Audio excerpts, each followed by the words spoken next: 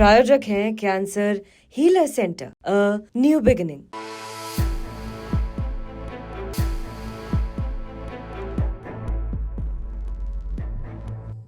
कि कांग्रेस अब ये तय कर ली होगी दिमाग में कि भाई ये क्षेत्रीय दल हमारे वोट बैंक पे ही फल फूल रहे हैं, अब मुसलमान हमारी तरफ देख रहे हैं, दलित में विश्वसनीयता बढ़ रही है और ये सारे दल जो हैं ये हमें परजीवी समझने लगे। जब तक हम हमें रिस्पेक्ट नहीं देंगे, हमारे साथ की जरूरत नहीं समझेंगे, तो हम परजीवी बन करके कब तक उनके आगे हाथ फैलाते रहेंगे। जैसे आम आदमी पार्टी ने किया, लोकसभा में अलायंस कर लिया, पंजाब में नहीं किया, विधानसभा में दिल्ली में अलायंस नहीं किया। अरविंद केजरीवाल बहुत कॉन्फिडेंट थे हर हाल में जीतेंगे। तो सवाल यह है कि क्या ये कॉन्फिडेंस लालू प्रसाद में भी है? क्योंकि कुछ दिन पहले ये बात आती थी, ज्यादा सीट ही देंगे तो सीपीआई-एमएल को क्यों नहीं देंगे, ज्यादा सीट ही देंगे तो लेफ्ट को क्यों नहीं देंगे, ज्यादा सीट ही देंगे तो मुकेश सहनी की पार्टी को क्यों नहीं देंगे, कांग्रेस का कौन सा वोट बैंक है, इस तरह की बात हो रही थी। तो श्याम किशोर चौबे जी, इसलिए मैं आपसे पूछ रहा हूं कि क्या अब ये परसेप्शन में चेंज आएगा क्या? क्योंकि जितना बड़ा स्टेक आरजेडी का बिहार में है, उतना बड़ा स्टेक कांग्रेस का तो है नहीं। कांग्रेस तो सोच नहीं रही है कि हम सत्ता में आने जा रहे हैं। भाई लोकसभा में मेरे लिए, कांग्रेस के लिए ज्यादा जरूरी था, ज्यादा बड़ा स्टेक था। विधानसभा में तो आरजेडी का बड़ा स्टेक है ना, तो इसलिए आरजेडी सत्ता में आने के लिए तो कांग्रेस की बात मानने को बाध्य होगी। नहीं तो कांग्रेस क्या करेगी, कहेगी ठीक है मत करिए, हम कन्हैया को उतारते हैं, हम पप्पू यादव को फ्री हैंड देते हैं और हम आपको सिर्फ हराएंगे ही नहीं, आपके बेटे की राह में भी रोड़ा अटकाएंगे। क्या कहते हैं आप? नहीं, बात तो सही है। कांग्रेस को अगर आप ये कहिए कि एक नया आयाम पाना है राजनीतिक क्षेत्र में, तो उसको अपने पैरों पर खड़ा होना सीखना होगा, या जो उसके एलाइज हैं उनके साथ उसको थोड़ा अपनी महत्ता बतानी होगी। और कांग्रेस के साथ स्थिति है कि केवल बिहार में ही नहीं बल्कि पूरे देश में कांग्रेस की पहचान तो है। अभी ऐसा नहीं है कि कांग्रेस मिट गई है। और यहाँ पे बिहार में जहां तक बात है, तो आपने ठीक ही कहा, या संजय जी ने भी कहा, या सभी जानते हैं कि लालू प्रसाद यादव या तेजस्वी यादव जिस ढंग से वहां पर अपना महत्व चाहते हैं और उनका वोट बैंक ज्यादा है, इसमें कोई शक नहीं है। लेकिन कांग्रेस को इस बार पप्पू यादव जैसा एक बड़ा हथियार मिल चुका है। पप्पू यादव वोटर्स में अपनी पैठ बना सकते हैं। दूसरी बात की फॉरवर्ड क्लास में, स्पेशली भूमिहार परिवारों में, और जिनकी तादाद वहां अच्छी है, उसमें कन्हैया कुमार भी अपनी पैठ बना साबित कर सकते हैं।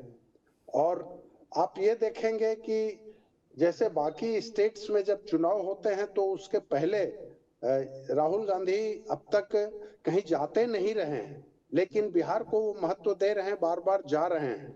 अभी हाल में झारखंड में चुनाव हुआ, कहाँ 5 साल में एक बार भी नहीं आए थे। चुनाव के टाइम ही 5-6 मीटिंग की उन्होंने, बाकी नहीं की। लेकिन बिहार अब उनको समझ में आ रहा है। हरियाणा हाथ से निकला तब, आपका दिल्ली में 0 पे आउट हो गए तब, इसके पहले महाराष्ट्र में भी उनकी बहुत अच्छी स्थिति नहीं रही। उसके भी पहले जाइएगा तो मध्य प्रदेश, छत्तीसगढ़, राजस्थान, मतलब सब जगह वो खत्म होते चले जा रहे हैं। तो एज ए पॉलिटिकल लीडर उनको ये तो अपना अस्तित्व बनाए रखने के लिए कुछ करना होगा। और अगर बिहार से ही शुरू करते हैं तो इसमें कोई खराब बात नहीं है, उनको करना चाहिए, उनको करना चाहिए। डॉक्टर संजय, सहमत हैं आप? मैं ऐसा इसलिए पूछ रहा हूं क्योंकि कांग्रेस के पास अब खोने के लिए क्या है? और कांग्रेस को अगर ये लग रहा है कि मुसलमान हमारी तरफ देख रहे हैं, दलित में हमें पैठ बढ़ाना चाहिए। आपको ध्यान होगा पिछले दो मीटिंग में राहुल गांधी गए तो वो दलितों से ही जुड़ा हुआ था। एक बार वो संविधान बचाओ के कॉन्फ्रेंस में गए थे, चर्चा करने गए थे, और दूसरी बार एक किसी दलित नेता की पुण्यतिथि पर गए थे। ऐसे में सवाल उठता कि दलित, मुसलमान, जातीय जनगणना, इस तरह की बात करने वाले राहुल गांधी के लिए क्या आपको लगता है कि अगर आरजेडी समुचित सीटें नहीं देती है, रिस्पेक्टेबल सीटें नहीं देती है, तो बेहतर होगा कि अकेले चुनाव लड़ें? और अगर अकेले चुनाव लड़ती है कांग्रेस, तो खोया हुआ जनाधार भी वापस पा सकती है, अपर कास्ट भी जुड़ सकता है, और साथ साथ जो मुसलमान जो वोट बैंक माना जाता था आरजेडी का, एक बड़ा झटका भी लग सकता है आरजेडी को। और ऐसे में आरजेडी के लिए तो दुर्गति होगी ही बिहार में, पर कांग्रेस के रिवाइवल का चांस बढ़ जाएगा। आप कैसे देखते हैं इसको? नहीं, बिल्कुल आपने कहा कि कांग्रेस के लिए खोने के लिए क्या है बिहार में। ये तो 2020 में भी जब इनको कहा जा रहा था कि 5 सीट देंगे, 2 सीट देंगे, 7 सीट देंगे लोकसभा में, उस समय भी ये आवाज उठी थी। और पप्पू यादव ने ही इस बार आवाज उठाई कि कांग्रेस को अकेले लड़ लेने में क्या दिक्कत है। ठीक है, पप्पू यादव को अभी अखिलेश सिंह फटकने नहीं दे रहे हैं कि राहुल गांधी की दोनों सभाओं से उनको दूर रखा गया, लेकिन जब कांग्रेस अकेले लड़ेगी तो फिर तो सारे तर्कस से जो तीर हैं वो सब तीर निकाले जाएंगे, और तीर निकाले जाएंगे तो जमीन तो मजबूत होगी। और बिल्कुल आपने सही, अभी भी जो 19 एमएलए हैं इनके कांग्रेस के बिहार में, उसमें 4 दलित एमएलए हैं। प्रतिमा दास की बात चल रही है कि हो सकता है कि उनको प्रदेश अध्यक्ष की जिम्मेवारी दी जाए।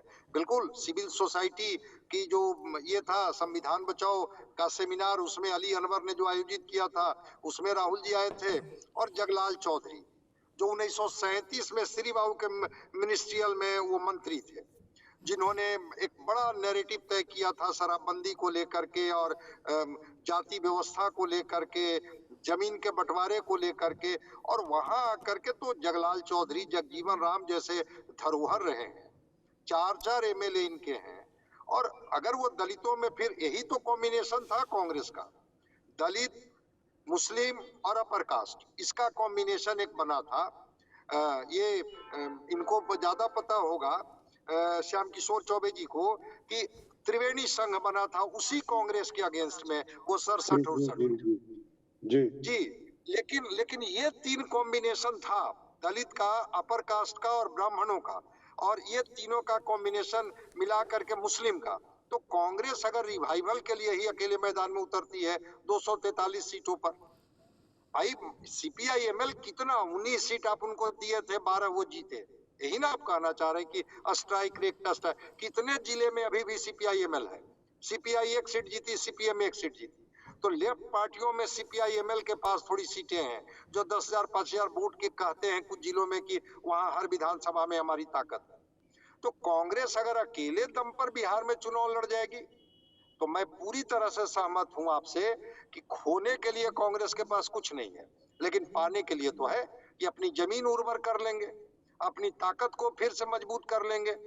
और अपर कास्ट जो एक बीजेपी के तरफ शिफ्ट कर गया है, चूंकि उनके सामने लालू आ जाते हैं, आरजेडी आ जाती है सामने, तो इस वजह से वो बीजेपी के साथ खड़े हो जाते हैं। जब कांग्रेस अकेले लड़ने लगेगी तो फिर तो उनका झुकाव हो सकता है, इस सच्चाई से इनकार नहीं किया जा सकता है। और दूसरी एक महत्वपूर्ण बात और है कि जब से कांग्रेस लालू प्रसाद जी के साथ गई, आप देखिए कांग्रेस जब से आपके साथ गई, मैंने कहा ना कि 28 सीटें ही आई थी, और वही आपने दिल्ली में कांग्रेस को मिटाया। और जब से कांग्रेस ने लालू प्रसाद जी को संजीवनी दिया, इनको जिंदा किया समर्थन दे करके, अगर समर्थन नहीं दिए होते तो आज आरजेडी सत्ता में उस समय नहीं होती। तो कांग्रेस ने समर्थन दिया और कांग्रेस को सबसे पहले लालू जी ने समाप्त किया। तो कांग्रेस क्या हिम्मत जुटा पाएगी? अगर जुटा पाएगी तो एक बड़ी बात होगी।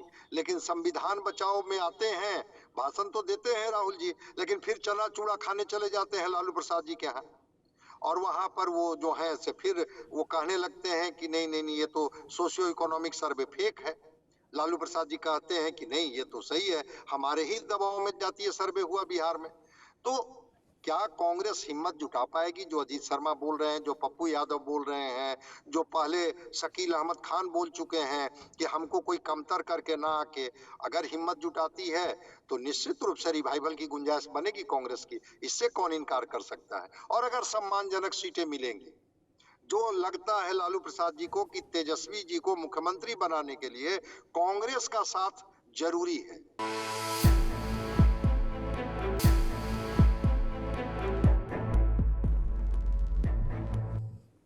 प्रायोजक हैं cancer healer centre, a new beginning.